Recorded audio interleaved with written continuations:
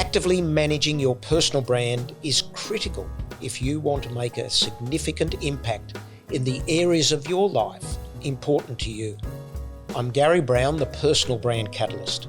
I've spent most of my life working in the world of branding products. More recently, I've been exploring the world of personal branding and wrote a book on this, Brand New, Brand You. And the podcast has come out of this as a way to share first-hand experiences from some of Australia's most recognised personal brands. Tony Nash started his first internet business in 1996.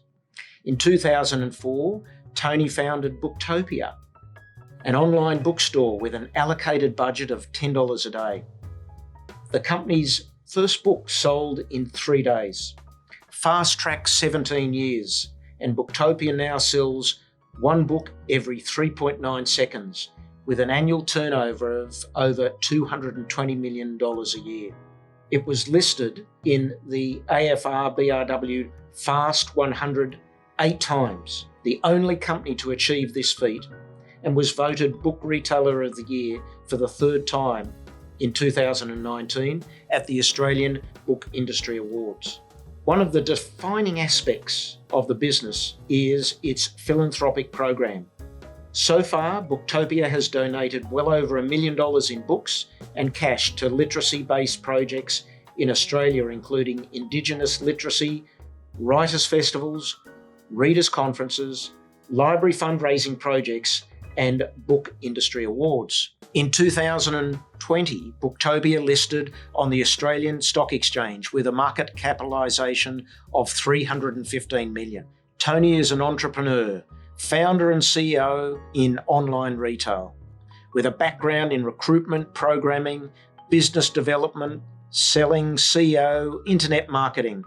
Tony has developed an outstanding negotiation and leadership skills with a thorough understanding of sales and managing an outstanding executive team, has involved himself in capital raising and listing now on the Australian Stock Exchange. Tony, welcome again.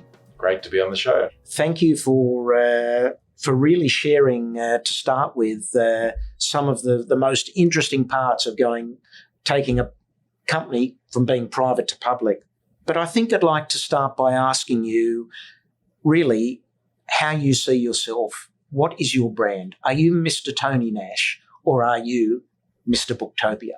Definitely Mr. Tony Nash, because the CEO or the founder, you hope any business has longevity beyond you. So it's a role. It's a role that should I step down, retire, do something else, that Booktopia would continue to go on.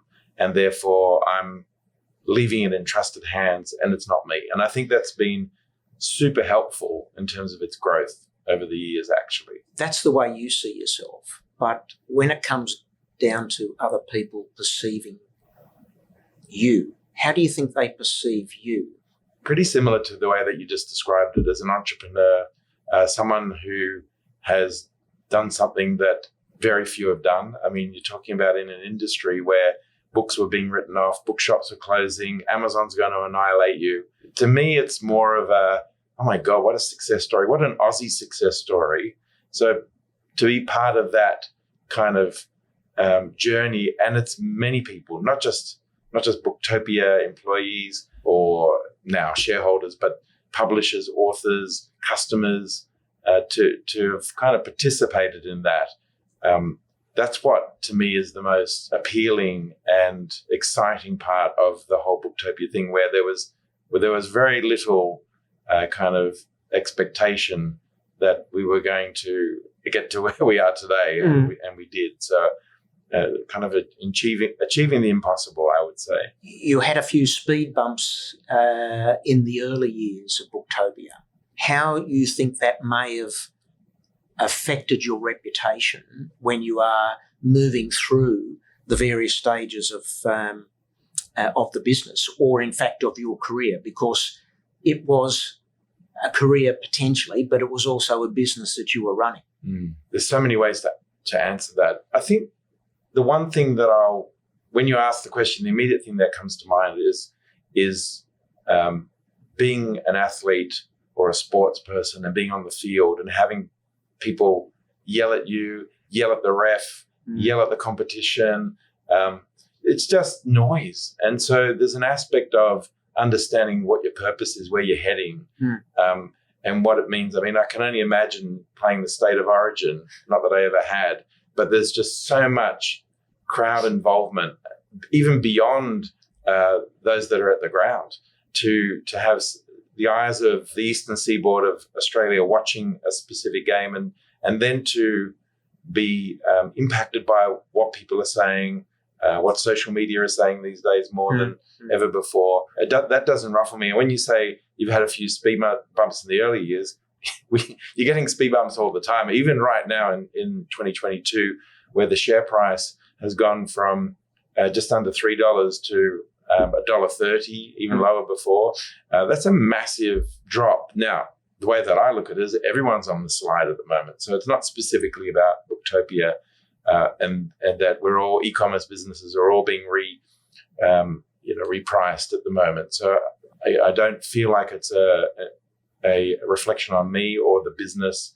You got to be able to separate that and go with the flow a lot. So most of the time when things have come out of left field and there's been you call it a speed bump, if you will, it's like, bring it on. It's like, oh, I wasn't expecting that to happen. I wasn't expecting that decision to be made, but okay, I'm up for it. Bring it on. And that's been really part of the resilience of me. So did you, in your early years, think about reputation and your personal reputation? Is that something that was ever in your mind in terms of building credibility?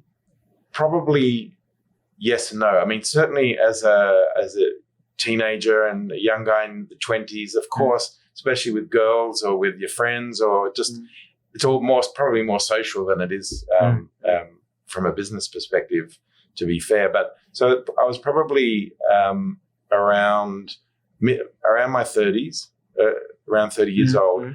I had been approached by a financial planner to invest in a Australian film scheme that enabled us to invest in Aussie films, and then you get a tax break. And the tax break was really beneficial to you, and you could borrow money to pay for it. It was a whole scheme that was set up, and it seemed like a good idea, so I got involved. And then 7 years later, the Australian Tax Office decided to stop that, and then retrospectively go back 7 years and nullify all of the scheme. And so in the end, it worked out that I owed the tax office $250,000. And I had sold my house and put all the money into my company. And so because it was a personal thing, it wasn't a business thing, I found myself with a fair amount of debt. And I was trying to pay it off. And I got to a point in the early 2000s where I just decided to go bankrupt. And I could tell by the way that I was talking to the guy that helped me go through it. I did a search on the internet. This guy said, you got to do this, you got to do that. That a lot of people have a stigma around it. But to me, I mean, I can't say I wear it as a badge of honor. But I'd heard enough times, oh yeah, you're an entrepreneur. Well, you're going to go bankrupt at least once in your life. And so I must admit, I saw it as very liberating, not because I was no longer had to pay the tax office $250,000 and my credit card was on $30,000. All those things were kind of just wiped. But personally, I didn't think of myself as a failure or that, oh, you're going to have to hide that one in the closet. It was, I tell people that I was bankrupt. It was not a limiter to me. So I think that's a good example in the early years, perhaps, of the way that I saw things. I mean, I got 56% of my HSC. So it's not like I had a great result at high school. I went to uni. I mastered in Space Invaders and snooker. I found in accounting and economics and dropped out and became the mail boy at the NRMA. So I have plenty of instances where if you think about Tony Nash, the brand, or how I thought about myself, that I'd go, oh my God, you're hopeless. You're worthless. You've got so many reference points to think that you're worth nothing. That's not how I kind of went about my daily world and what I aspired to do.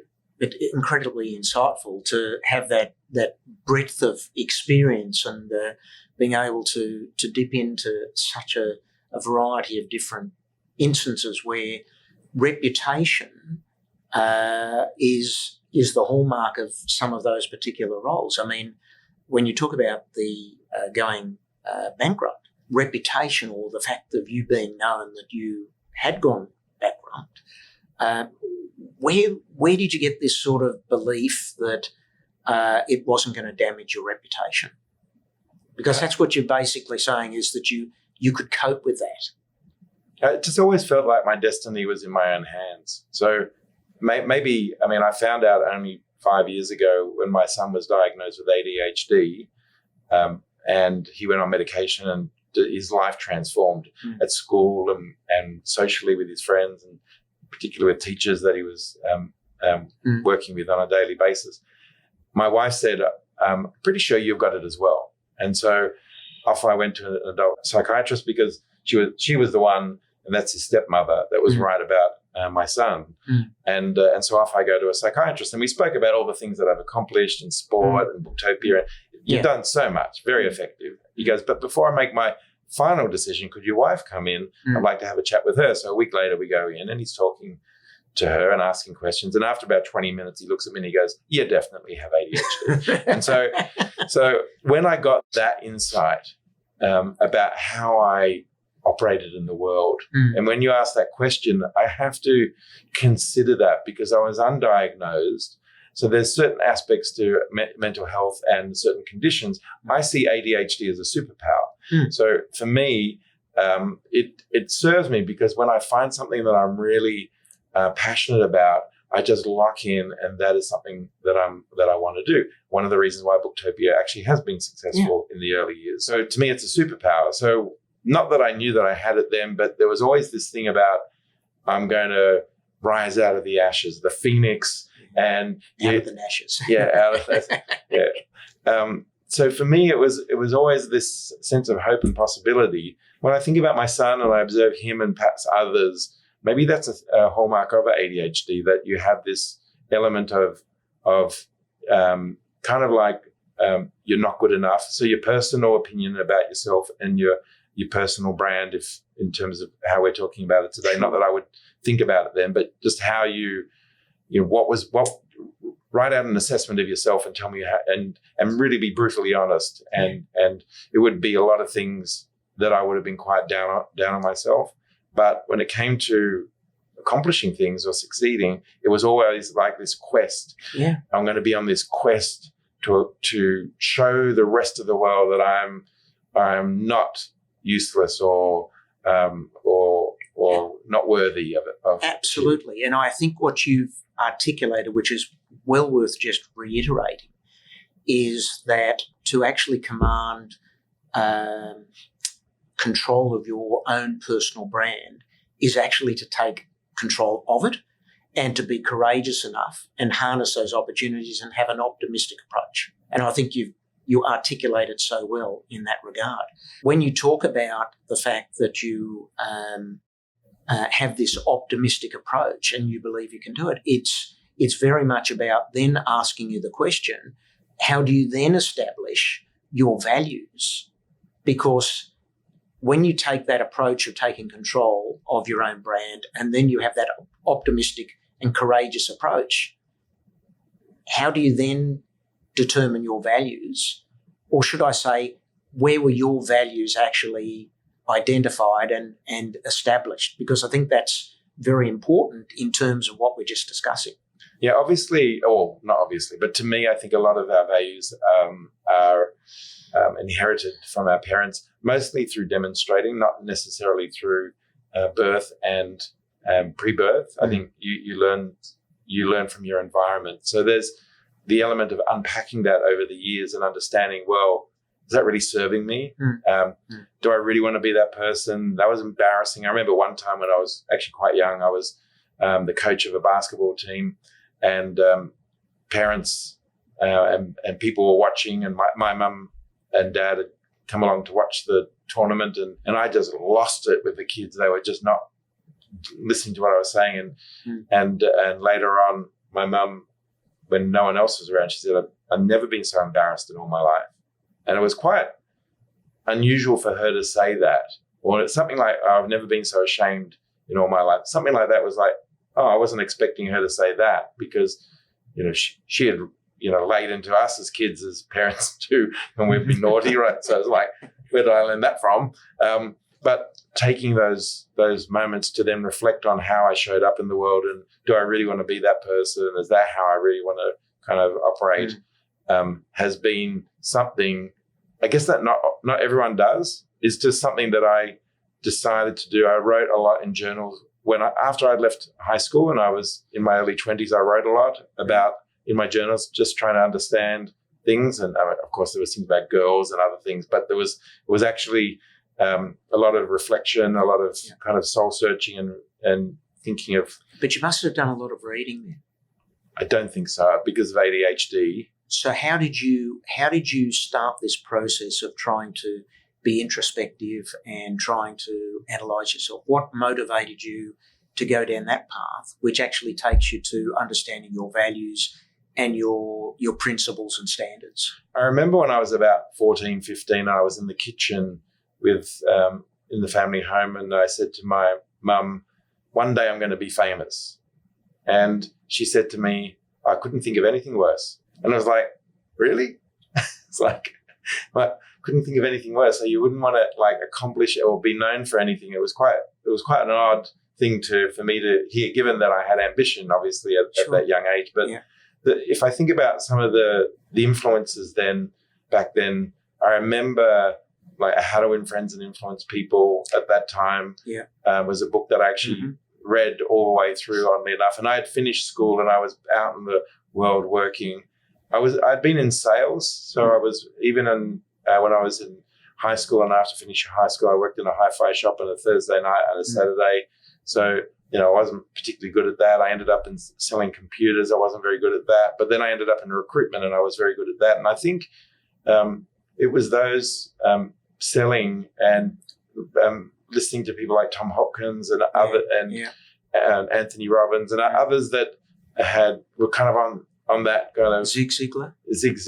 I probably saw him many years later. But what I did end up doing was that when I was traveling around the world for 3.5 years and I was living in London, I was working in a recruitment company, and I was just walking through a corridor, and I just picked up on a conversation that someone was having with somebody else about something, and it was a course called the Forum or Landmark, and I ended up going on that and doing that for over 2 weekends, and it really blew my mind in terms of the way that I operated in the world. So I ended up doing lots of different workshops and really working on myself over the years. So that was in the late 20s, early 30s, and it was I really enjoyed challenging myself by looking at my values, looking at my beliefs, the way that I operated. And so then I took what I learned in all those workshops out into the world and changed my life.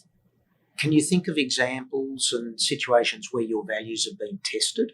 I'll share with you one, which is, it's a good one for me, but it wasn't in the work environment. But when it was thrown at me, it really made a huge difference in my life. And so I was doing a workshop a number of years ago, and there was a process that they were doing where you had to get into teams. I was very motivated to get as much, because they had kind of pumped it up that this is the process of the whole course.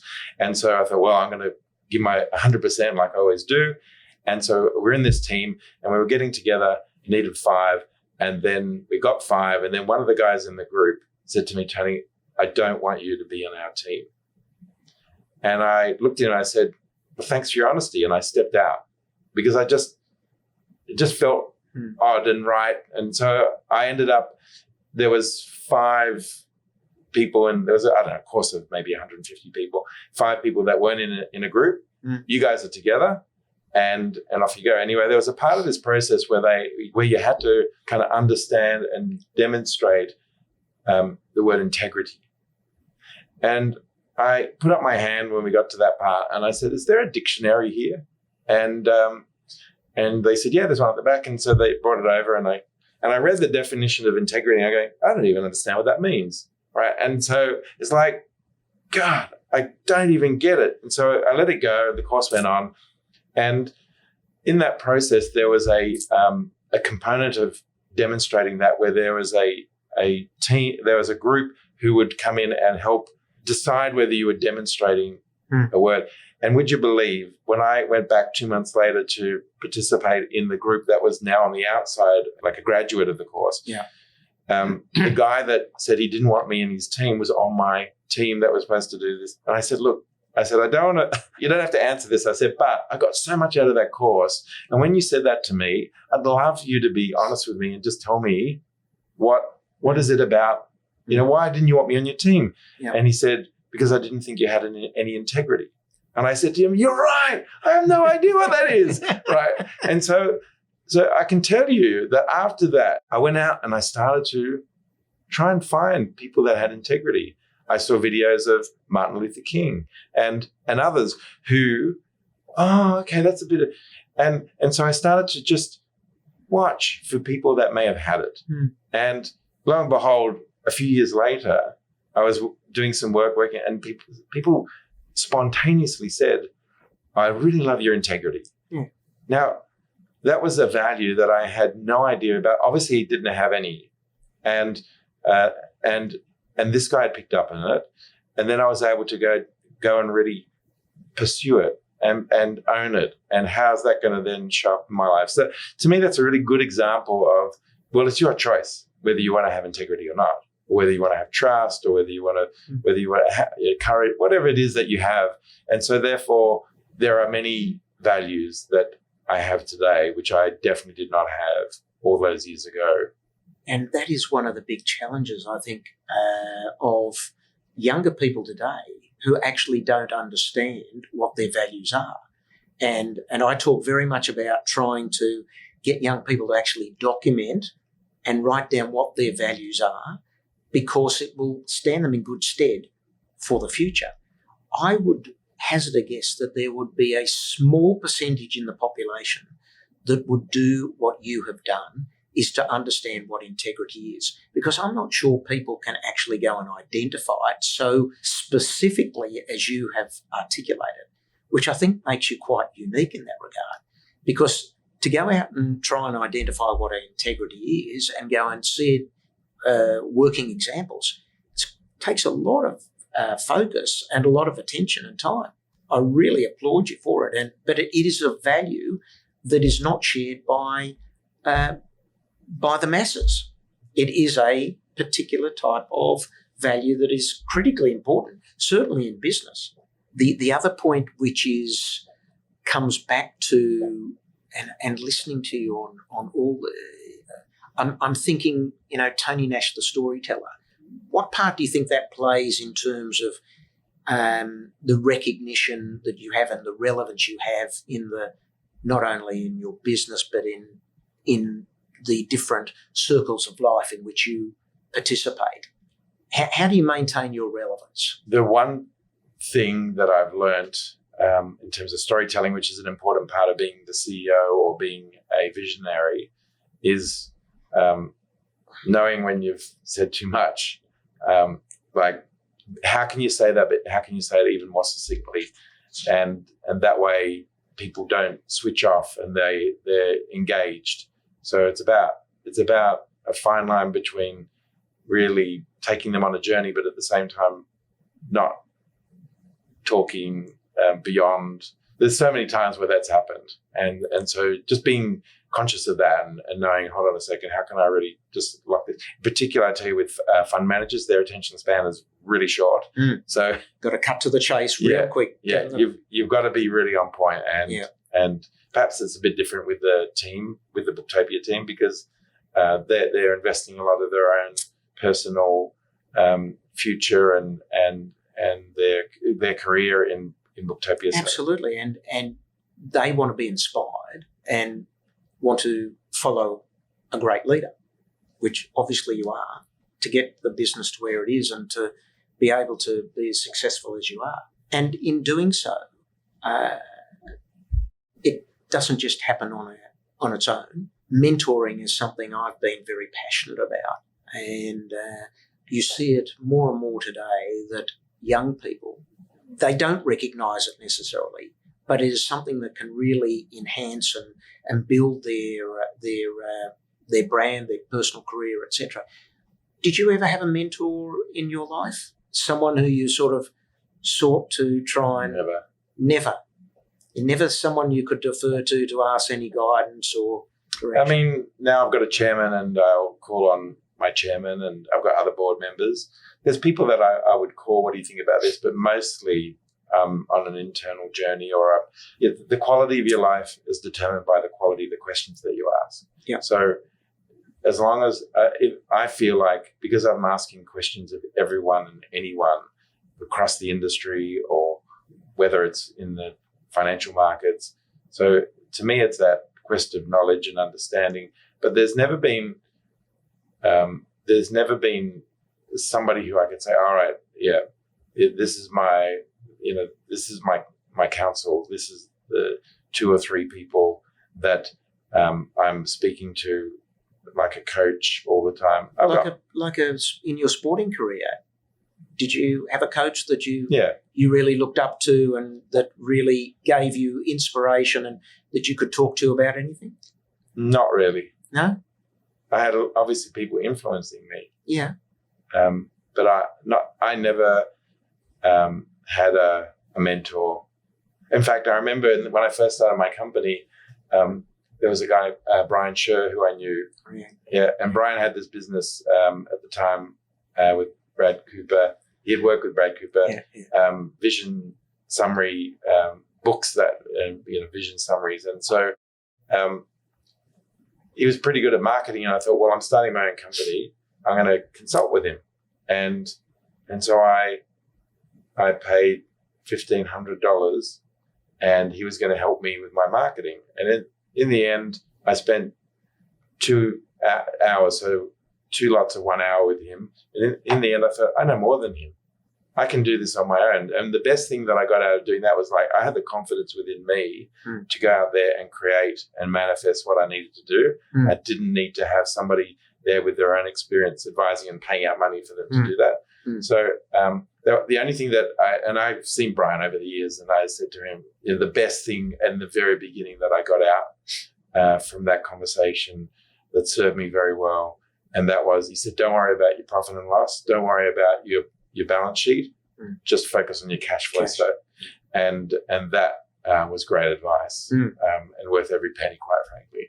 So the biggest mentor I've had now is my wife, and I have been together 10 years. And so, I report to the CEO at home, and so we all have those challenges. Yeah, yes. And so Kath has been a huge influence on me. Of course, my parents have, but in so many ways, and many people have, but not to the level where I'd say, that's my coach. So I circle back to the first question: is Tony Nash a brand? Tony Nash is probably a brand. I know that's your professional background in building brands and working with brands.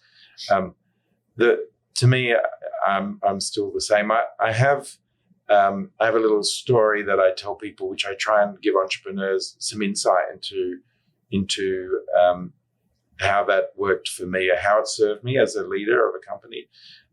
Imagine you own a Maserati. Now, I have a mate of mine who's in the jewelry industry, and I spoke at one of his events, and I said, imagine you own a Maserati, and there was about 35 jewelers in the, and they all looked around and go, yeah, I own a Maserati. And it was like, oh, okay.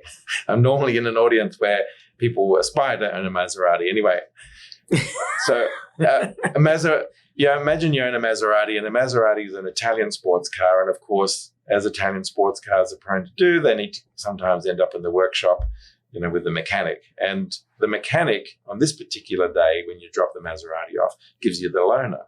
And the loaner is a 2-door, 15-year-old Fiat, right? And so off you go in the loaner, which you're used to taking. And this particular day, you've got a very important client meeting down in Doubleday or Toorak or wherever you are in which city, right? And you've got to get to this appointment. New client, very important, big deal. And you think to yourself, I'm just going to park on one of the back streets. But lo and behold, on this particular day, there are no parking spots in the back of the back streets of Double Bay.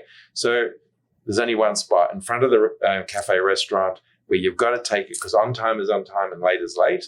And so you take that spot and you get out of the car. And as you're getting out of this two-door 15-year-old Fiat, you see your new client, they see you, and they're looking at the car, and you're going to yourself, yeah, but that's not me. That's not my, I'm not, I own a Maserati. It's $400,000. I own a Maserati. You've got to be able to get out of that car as you. You are you. And just because you're getting out of that car is no reflection on how that meeting is going to go. In fact, the fact that you can get out of that car and be present without any judgment or any kind of negative kind of energy around that is super important. And you are not your spouse, you are not your kids, you're not your kids' academic results or their sporting, you are not your sporting team. Even though a mate of mine thinks he's Richmond Tigers, he is not the Richmond Tigers are the Richmond Tigers. And I say, you are not your company. And you have got to be able to have that separation to be able to look at the business as its own organism, as its own individual thing, and you are not it. And what I know, I remember in the very beginning when I started Booktopia, I was in my apartment walking past the room where I'd worked on the business, and I stopped dead in my tracks because all of a sudden I heard boom, boom, boom, boom. I heard the heartbeat of the business. And it took me by surprise. I remember when it crawled. I remember when it took its first steps. I remember when it went to kindy for a day or for a week, went to primary school, high school, and to university, and became its own individual self-stand. And I can tell you that if I projected my beliefs and values onto the business, Booktopia wouldn't be a business turning over $250 million. It would be probably turning over $30 million, because it would have had to stay within my own values and my belief systems. And I can share with you and your listeners, when I was in recruitment in the early days, and I talked about that course that I did, one of the first courses. I did this course, and I had 15 contractors working for me, IT contractors, but I get to 15 and then I drop back down to 11. And then I get to 15 and I drop back down to 11. And it was really frustrating that I just couldn't break through the 15. And I went and did one of these workshops. It was called Money and You. And I went there because I thought it was about making money, but it was actually about the you, me.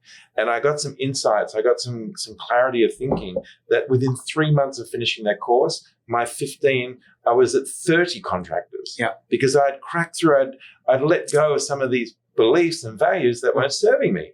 And then I got stuck at 30. But then I went back and did another course and I found some more things. Then I got to 45 and then I got stuck there. And I ended up at 130 contractors working for me because I continued to unpack and what was going on for me. And that has served Booktopia very well because I've never overlaid my belief systems or my identity or who I am on Booktopia. I've allowed it to kind of flourish. And it's super important for entrepreneurs or any business owners or leaders of companies to understand that, because that will only stymie the business. Absolutely right. You're spot on.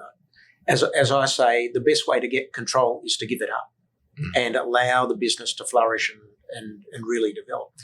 You also have articulated with your Maserati story, basically being able to have the courage to stand up and say who you are, not what you do, and be strong enough with your own brand. And I think you've demonstrated that so succinctly, and it's a great way to end the discussion that we've had today. And I just want to say thank you so much for your wonderful storytelling, your anecdotes. It is just so insightful, and I've learned a hell of a lot today. So, Tony, thank you so much. Thanks, and congrats on the show and the program, and let's hope we keep planting the seeds and make some change. Okay, terrific. Thank you. Thank you for listening to this episode. If you enjoyed it, please leave a 5-star review and subscribe for more episodes. And if you'd like to learn more about developing your personal brand, please visit garrybrowne.com.au to get in touch or grab a copy of Brand New, Brand You.